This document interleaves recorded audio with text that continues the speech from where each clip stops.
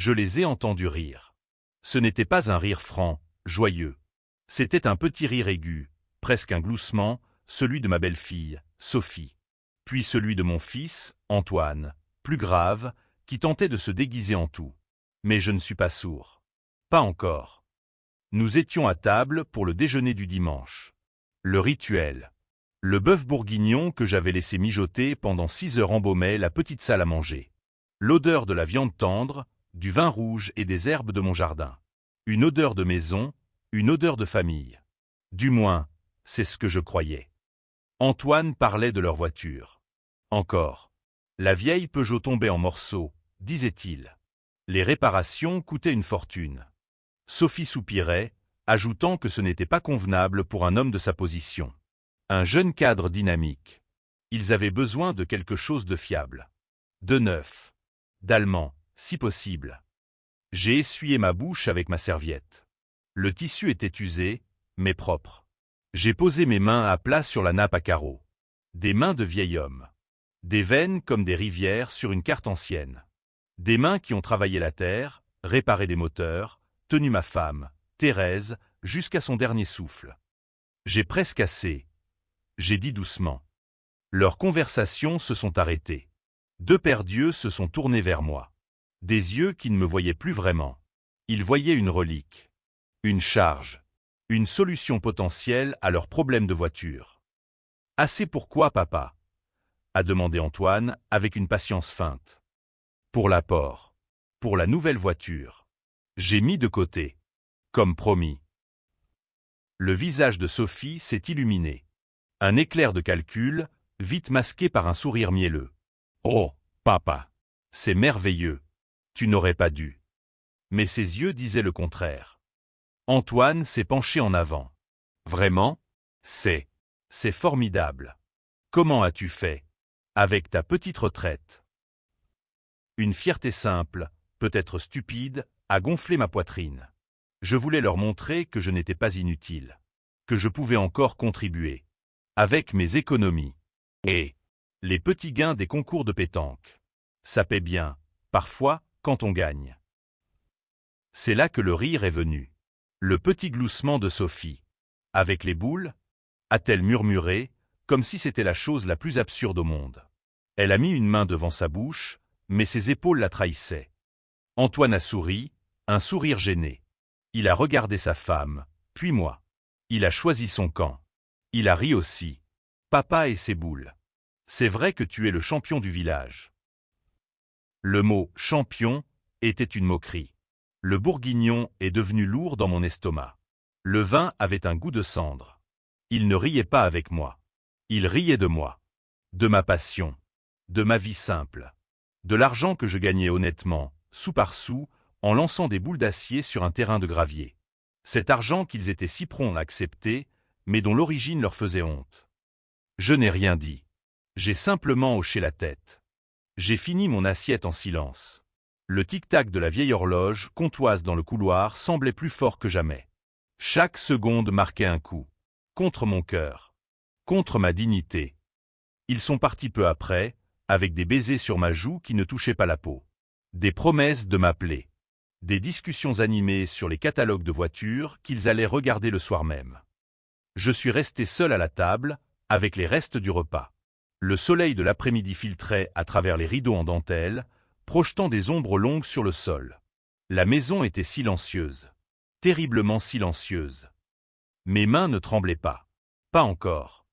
Le soir est tombé lentement. Je n'ai pas allumé les lumières. Je suis resté assis dans la pénombre. L'odeur du ragoût refroidi flottait encore dans l'air. C'était une odeur de solitude maintenant. Je me suis levé. Mes articulations ont protesté. Je suis allé dans le petit cabanon au fond du jardin. L'odeur de la terre humide, de l'huile et du bois m'a accueilli. C'était mon sanctuaire. Mes boules de pétanque étaient là, dans leur sacoche en cuir usé. Je les ai sorties une par une. 3 boules. Obus. Lisses, lourdes, froides. Je les ai prises dans mes mains, sentant leur poids familier. Le poids de milliers de parties. Le poids de victoires modestes et de défaites amères. Le poids de l'amitié partagée avec des hommes comme moi sur les terrains poussiéreux de la région. Ce n'était pas un jeu de vieux pour moi. C'était un article, une question de concentration, de stratégie, de toucher. Une danse silencieuse entre le métal, la terre et la volonté. Le rire de Sophie résonnait dans ma tête. Un son strident, déplacé dans le silence de mon cabanon. J'ai pris un chiffon doux, imbibé d'un peu d'huile. J'ai commencé à polir mes boules. Le geste était lent, méthodique. Un rituel. À chaque passage du chiffon, une pensée se clarifiait. La blessure se transformait. La tristesse s'est solidifiée en quelque chose de plus dur. Pas de la colère. Non. C'était une décision. Une clarté froide et pure comme l'acier dans ma main. Ils avaient ri de mes boules. Ils avaient ri de l'argent que ces boules avaient gagné. Mais ils voulaient cet argent. Ils ne voulaient pas la source, seulement le fruit. Ils voulaient ma force, mais méprisaient sa forme. J'ai regardé la petite boîte en fer blanc sur l'étagère. À l'intérieur, il y avait des liasses de billets. Des années d'économie. L'argent pour l'apport. L'argent de la pétanque. Une nouvelle idée a pris forme dans mon esprit. Une idée audacieuse, folle peut-être. Une idée qui m'a fait peur et m'a excité en même temps. L'argent des boules retournerait aux boules. Mais pas de la manière dont j'avais imaginé. Pas dans de petits gains ici et là. Non. Il allait servir à quelque chose de grand. Quelque chose que personne ne pourrait ignorer. Quelque chose dont il ne pourrait pas rire. J'ai fini de polir la dernière boule. Elle brillait faiblement dans la lumière de la lune qui passait par la lucarne. Je l'ai tenue contre ma joue. Elle était froide et immuable. La décision était prise. C'était un alignement. Comme quand le corps et l'esprit sont en parfaite harmonie juste avant de lancer. Ce soir-là, dans le silence de mon jardin, j'ai décidé d'organiser le plus grand tournoi de pétanque que la région ait jamais connu. Et le premier prix. Le premier prix serait une voiture neuve. La voiture que je leur avais promise. Le lendemain matin, je n'ai pas suivi ma routine habituelle. Je n'ai pas désherbé les tomates. Je n'ai pas lu le journal local. J'ai préparé mon café noir, fort, comme toujours. J'ai bu la première gorgée debout, face à la fenêtre. Le village s'éveillait. J'ai mis ma vieille veste, celle en velours côtelé marron, et je suis sorti. La boulangerie sentait bon le pain chaud. J'ai salué Madame Dubois, mais je n'ai pas acheté ma baguette habituelle. J'avais une autre destination. Le bar des amis était déjà ouvert. L'odeur de café et de pastis flottait dans l'air. Jean-Pierre était là, accoudé au comptoir en zinc, lisant le journal des courses. Jean-Pierre, mon ami depuis 40 ans. Mon partenaire de doublette. Le seul qui comprenait vraiment. Il a levé les yeux par-dessus ses lunettes. Henri. Dues matinal. Un problème? Je me suis assis sur le tabouret à côté de lui. J'ai commandé un café. Le tintement de la tasse sur la soucoupe était le seul son pendant un moment. Je vais faire quelque chose, Jean-Pierre. Il a replié son journal. Il m'a regardé attentivement. Il a vu que quelque chose avait changé. Qu'est-ce que tu vas faire?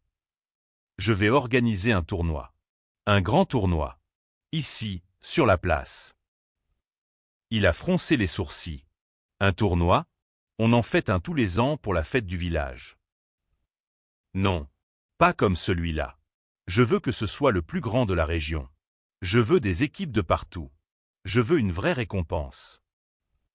Jean-Pierre a ri, mais son rire était chaleureux, pas moqueur. Et quelle récompense, le roi Henri va-t-il offrir? Un jambon de pays? Une caisse de vin? J'ai sorti un petit carnet de ma poche. J'avais commencé à faire des listes pendant la nuit. Le premier prix sera une voiture. Le silence est tombé sur notre coin du bar. Le patron, qui essuyait des verres, s'est arrêté. Jean-Pierre a enlevé ses lunettes. Il a cligné des yeux. Une voiture? Tu esdevenu fou. Tu as gagné au loto? Non. J'ai mes économies. Celles pour autre chose. Il a compris immédiatement. Il connaissait Antoine. Il connaissait Sophie. Il n'a pas eu besoin de plus de détails. Il est resté silencieux un long moment, fixant son verre de vin blanc. Puis, il a posé sa main sur mon épaule. Une main calleuse, comme la mienne. C'est la meilleure idée que tu aies eue depuis des années. Ce fut le début. Ce simple geste de validation. Jean-Pierre était avec moi. Je n'étais plus seul. Nous avons passé la matinée au bar des amis. Nous avons transformé une table en quartier général. Nous avons bu des cafés, puis des pastis. Nous avons rempli des pages du carnet. Les autorisations de la mairie. Les sponsors. La publicité. Les inscriptions. La logistique. J'ai sorti la boîte en fer blanc et je l'ai posée sur la table. J'ai compté l'argent.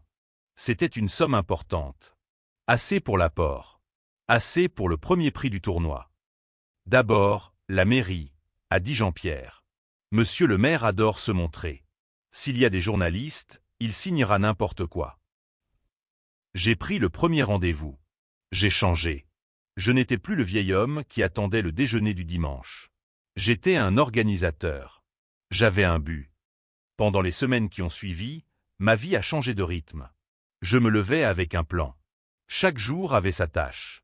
J'ai rencontré le maire, qui, comme l'avait prédit Jean-Pierre, a été séduit par l'idée d'un événement régional majeur dans sa commune. Il nous a accordé la place du village pour tout un week-end. J'ai commencé à contacter les entreprises locales. Le boucher a offert des saucissons pour les gagnants des consolantes. Le viticulteur a promis des caisses de son meilleur cru. Le supermarché a accepté de financer une partie de la buvette. Chaque promesse était une petite victoire. Ma petite fille, Léa, est venue me voir un après-midi. Elle avait entendu la rumeur au village. Elle est étudiante, pleine d'énergie. Contrairement à ses parents, ses yeux me voyaient. « Papy, c'est vrai cette histoire de tournoi géant ?» Je lui ai montré mes carnets, mes listes. Son visage s'est éclairé. « C'est génial. Mais, comment les gens vont-ils savoir? Il faut faire de la pub. » Elle a pris les choses en main. Elle a créé une affiche. Simple, elegante. Une photo de mes vieilles boules sur un fond de gravier. Le titre, le Grand Prix de la Dignité. J'ai tiqué sur le nom. Elle a souri. C'est plus classe que « Tournoi de pétanque de Papa Henri ». Non. Elle a créé une page sur les réseaux sociaux. En quelques jours, des centaines de personnes s'étaient inscrites à l'événement. Les appels d'Antoine et Sophie ont commencé. Au début, ils étaient légers, agacés. « Papa, on a essayé de t'appeler. Tu ne réponds jamais. Tout va bien? » Je vais bien. Je suis occupé. Mon silence était une réponse qu'ils ne comprenaient pas. Le silence était mon terrain. Là où je pouvais réfléchir. Là où ils ne pouvaient pas m'atteindre avec leurs petites moqueries. Puis, l'inquiétude feinte est arrivée.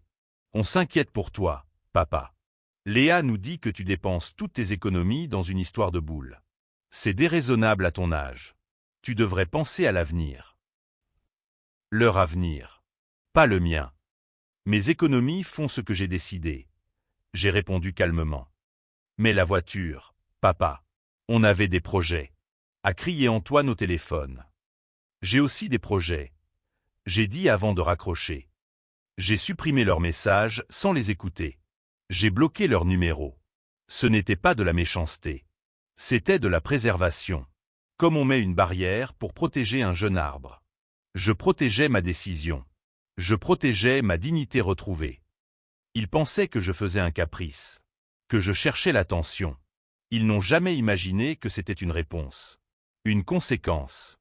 Ils n'avaient jamais vraiment écouté mes paroles. Alors maintenant, ils devaient faire face à mon silence.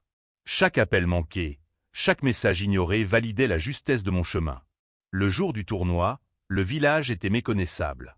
La place centrale, habituellement si calme, grouillait de monde.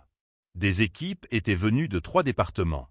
Il y avait des jeunes, des vieux, des femmes, des hommes. L'air vibrait du cliquetis des boules, des rires, des exclamations. Une musique d'accordéon s'échappait de la buvette. Jean-Pierre, portant un chapeau de paille, courait partout, un talkie-walkie à la main. Léa gérait les inscriptions avec ses amis, souriante et efficace. J'étais au centre de tout ça. Pas en tant que joueur, mais en tant qu'architecte. J'observais mon œuvre, un sentiment de paix profonde m'envahissant. J'ai vu Antoine et Sophie. Ils étaient sur le côté, près de la fontaine. Ils semblaient perdus. Leurs vêtements de ville élégants juraient avec l'atmosphère décontractée et joyeuse. Ils me cherchaient du regard. Quand leurs yeux ont trouvé les miens, j'ai vu leur confusion. Leur choc. Ce n'était pas le passe-temps ridicule d'un vieil homme. C'était un événement. Une communauté. Et j'en étais le cœur. Je n'ai pas détourné le regard. Je les ai regardés droit dans les yeux, puis j'ai hoché la tête vers monsieur le maire qui m'appelait. Je leur avais tourné le dos, non par colère, mais parce que j'avais d'autres priorités. La compétition a été féroce, mais amicale. Les parties se sont succédées sous le soleil de plomb. J'ai marché entre les terrains, écoutant les conversations, observant les stratégies. Je me sentais vivant. Utile. Respect. La finale s'est jouée à la tombée de la nuit, sous les lumières que la mairie avait installées. Elle opposait une vieille paire de fermiers locaux à 2 jeunes de la ville voisine. Le silence était total à chaque lancer. La tension était palpable. Finalement, les jeunes l'ont emporté, sur un carreau parfait du tireur. Le moment était venu. Jean-Pierre a installé un petit podium. Le maire a fait un discours interminable. Puis, il m'a appelé. J'ai pris le micro. Mes mains étaient stables. Ma voix était claire. Merci à tous d'être venus. Merci aux bénévoles, aux sponsors, à la mairie. Vous avez fait de cette journée un succès. J'ai fait une pause. J'ai cherché le regard de ma petite fille, Léa. Elle me souriait, les larmes aux yeux. On dit parfois que la pétanque est un petit jeu. Un passe-temps. Mais aujourd'hui, nous avons montré que c'est plus que ça. C'est un lien. C'est une passion. Et une passion, ça se respecte. Mon regard a balayé la foule. Il s'est arrêté une seconde sur Antoine et Sophie.